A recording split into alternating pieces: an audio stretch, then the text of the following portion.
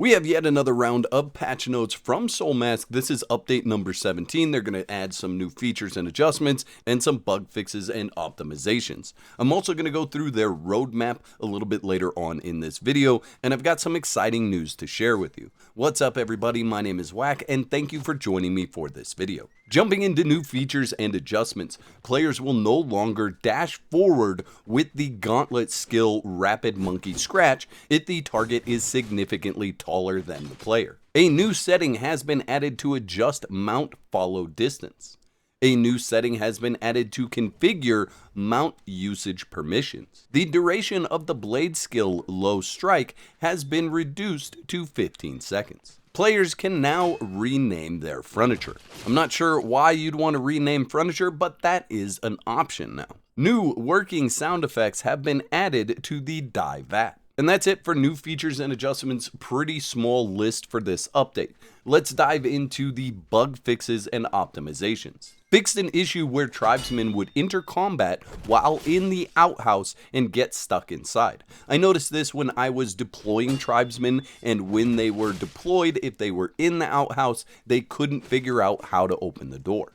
So it's nice to see that's fixed. They optimized the excessive volume drop that occurred after opening a full screen interface. Fixed an issue preventing chests from being moved onto foundation flooring. They improved the sound effects for connecting the windmill and power extension shaft. They optimized the construction effects for the fish traps, small trap, and medium trap. Optimized the food consumption priority for domesticated animals. Fixed an issue where the explosion damage from Eclipse could penetrate walls and deal damage. Fixed an issue where the rain barrel prevented tribesmen from retrieving water containers from chests when empty. Fixed an issue where there was no light effect after activating the light module while mounted. Fixed the global broadcast issue with the collecting tool prompt. Fixed the issue that prevented the pipe gatherer from producing serum with low yield multipliers. Fixed an issue where tribesmen hibernating due to tasks would lose satiety and hydration after a server restart. Fixed a display issue where buff duration continued to decrease after pausing the game in single player mode. Cross server mode is now unlocked for a bunch of PvP servers, and there's been a PvP server season reset. So if you want to see the schedule for that, definitely check out the link in the description to see all those details. Let's dive into the Soulmask development roadmap for 2024 to 2025. So in third quarter of 2024, we can expect new gameplay, the new mode with random PvP battlegrounds. We're also going to see a new system, skin transmogrification. They're doing a building system overhaul. One of the new buildings is going to be the cryo chamber. This is where you're going to put your tribesmen in order to put them into a stasis mode and save them for later. They're adding a new building, item transmutation furnace. I believe this is what they talked about when they said they wanted you to be able to take your items and use them for other purposes. So repurposing items, kind of like a dismantling bench, but something a little bit different. I don't know exactly how that's going to work. They're going to improve the building mode, so they're making adjustments to make building even better, and I think that's a good place to focus some attention. And then they're adding a wealth of new decorations and building components. Then down to user-created content, they're going to launch their Steam workshop, so we will have mod support through Steam for Soulmask in the future. They're also currently working on the developer kit, and they are planning on releasing that publicly in the near future. If you're a mod creator and you want to get involved with the development of the dev kit, so the tool that you're going to use to make your mods, you can jump over on the Soulmask Discord and get access to that. And then additional content that they're adding in Q3, they're going to improve the controller support. They're adding a new animal management interface and much more. So I'm looking forward to those additions in third quarter.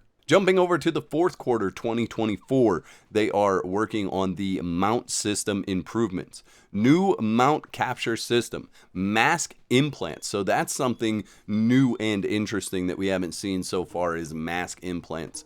Aside from the red crystals, I'd really like to see some sort of data package that we could use in order to upgrade or improve our masks. They're enhancing the mount performance. They're going to add a new item, the glider, which is going to be an interesting thing, especially when it comes to PvP and raiding, whether you're going to be able to use that glider to get into bases. It might shake things up a little bit too with the way that people build their base. And then they're adding at least 2 new mounts, a wild boar and an elephant. There's a ...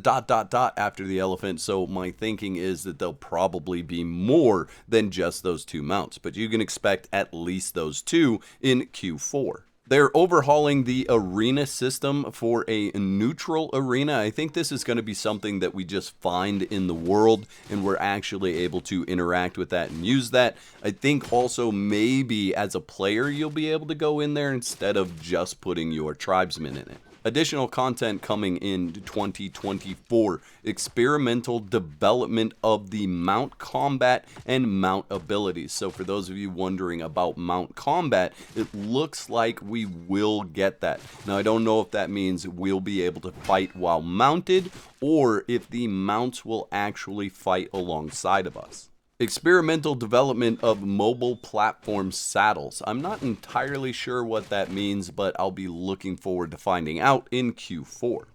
And then again, much more. So very cool additions coming this year. Then we jump into 2025. I'm not sure when in 2025 they're planning this, but they have a major themed DLC that's coming. It's going to include a new large map, introduction of new large-scale gameplay systems, new weapon types, and more exciting content. So I can't wait to see what that is, and hopefully we'll get some teasers and some spoilers as we are moving up to 2025 so that we can get hyped for what's coming to Soulmask. And I don't know how much I could say about this publicly, so I'll give you a quick little glimpse into the future here for myself. I have been invited to interview the Soulmask team, and we're going to do that face to face. So in the near future, I will have a video where I interview the Soulmask team face to face, and that'll be right here on my channel. So subscribe to the channel so you don't miss out on that. And I want to know in the comments section below, if there's one thing you could ask the Soulmask devs, what would that be? I'd like to thank all my YouTube members for your continued support. Y'all are absolute legends. Don't forget to whack the like button if you enjoyed the video and subscribe for more content. And if you don't want to be out of whack, there's another video on the screen right now that you can click to support more of my content.